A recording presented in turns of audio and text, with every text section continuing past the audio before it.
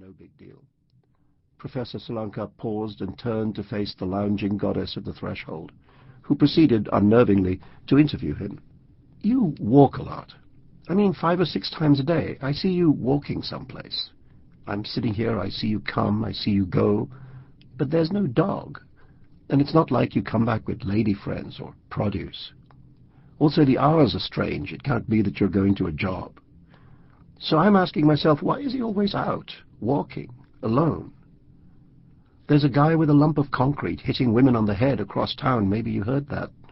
But if I thought you were a weirdo, I wouldn't be talking to you. And you have a British accent, which makes you interesting too, right? A few times there we even followed you, but you weren't going anywhere, just wandering, just covering ground. I got the impression you were looking for something, and it crossed my mind to ask you what that might be. Just being friendly, so just being neighborly. You're kind of a mystery. To me you are, anyhow." Sudden anger rose in him. "What I'm looking for," he barked, "is to be left in peace." His voice trembled with a rage far bigger than her intrusion merited, the rage which shocked him whenever it coursed through his nervous system like a flood. Hearing his vehemence, the young woman recoiled, retreating into silence. "Man," said the largest, most protective of the Praetorian Guard, her lover no doubt, and her peroxide blonde centurion. "For an apostle of peace, you sure are filled up with war." She reminded him of someone, but he couldn't remember whom. And the little failure of memory, the senior moment, nagged at him infuriatingly.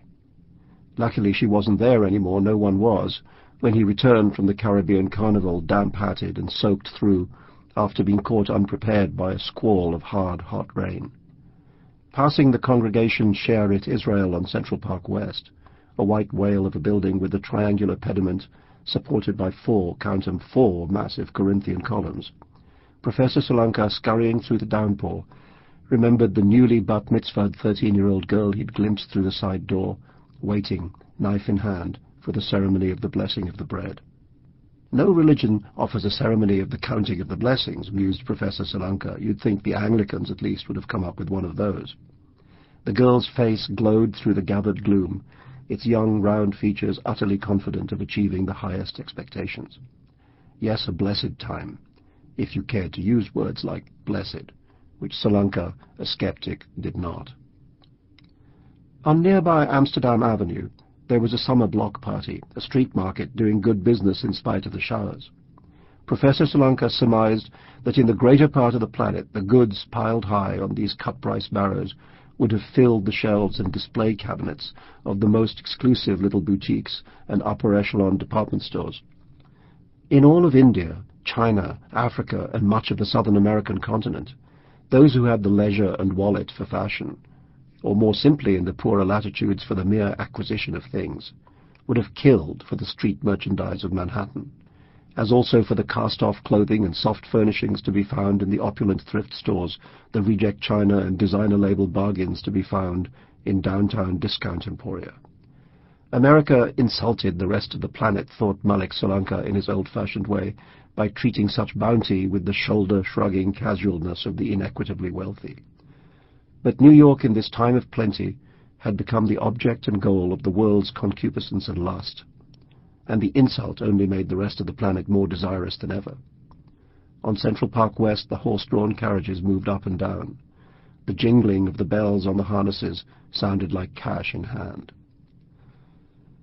The season's hit movie portrayed the decadence of Caesar Joaquin Phoenix's imperial Rome, in which honor and dignity, not to mention life-and-death actions and distractions, were to be found only in the computer-regenerated illusion of the great gladiatorial arena, the Flavian amphitheater or Colosseum. In New York, too, there were circuses as well as bread. A musical about lovable lions, a bike race on Fifth, Springsteen at the Garden with a song about the 41 police gunshots that killed innocent Amadou Diallo, the police union's threat to boycott the boss's concert, Hillary versus Rudy, a cardinal's funeral, a movie about lovable dinosaurs, the motorcades of 2 largely interchangeable and certainly unlovable presidential candidates, Gosh, bore, Hillary versus Rick, the lightning storms that hit the Springsteen concert in Shea Stadium, a cardinal's inauguration, a cartoon about lovable British chickens, and even a literary festival. plus a series of exuberant parades celebrating the city's many ethnic, national and sexual subcultures, and ending, sometimes, in knifing and assaults on, usually, women. Professor Solanka, who thought of himself as egalitarian by nature, and a born and bred metropolitan of the countryside is for cows persuasion, on parade days strolled sweatily cheek by jowl among his fellow citizens.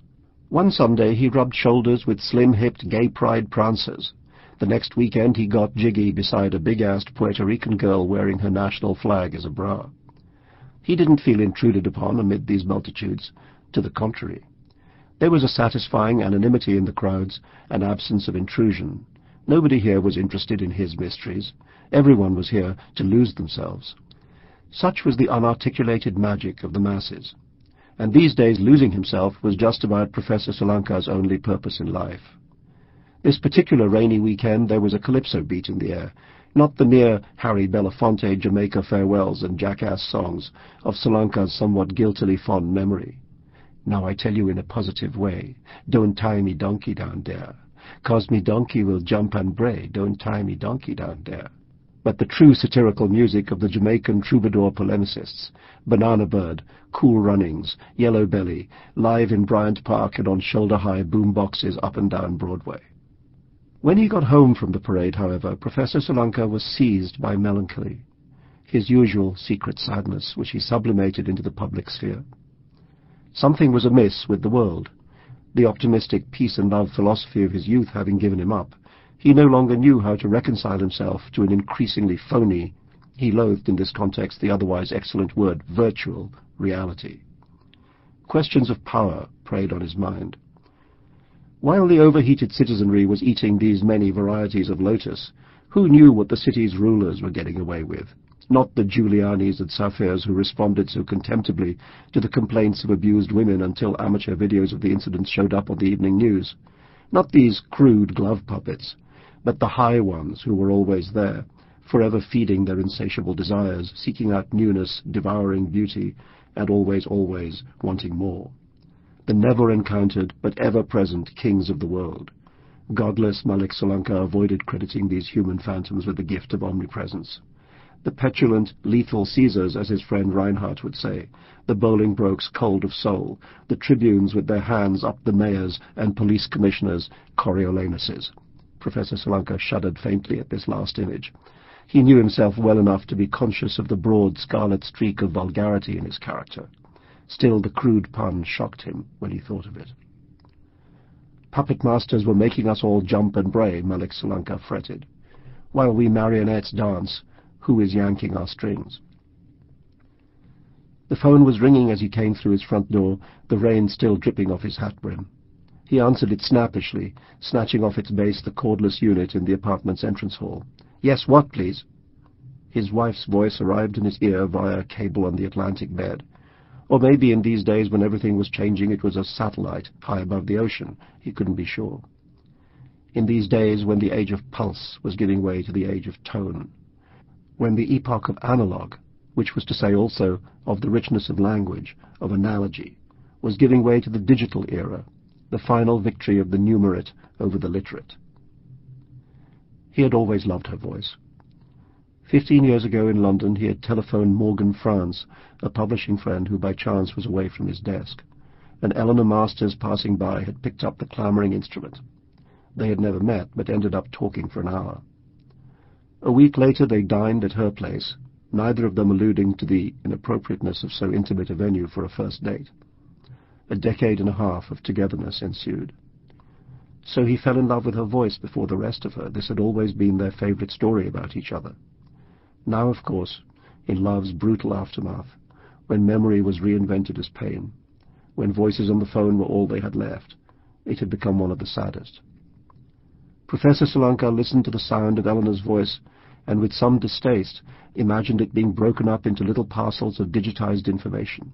Her low, lovely voice first consumed and then regurgitated by a mainframe computer, probably located someplace like Hyderabad, Deccan. What is the digital equivalent of lovely, he wondered. What are the digits that encode beauty, the number fingers that enclose, transform, transmit, decode, and somehow in the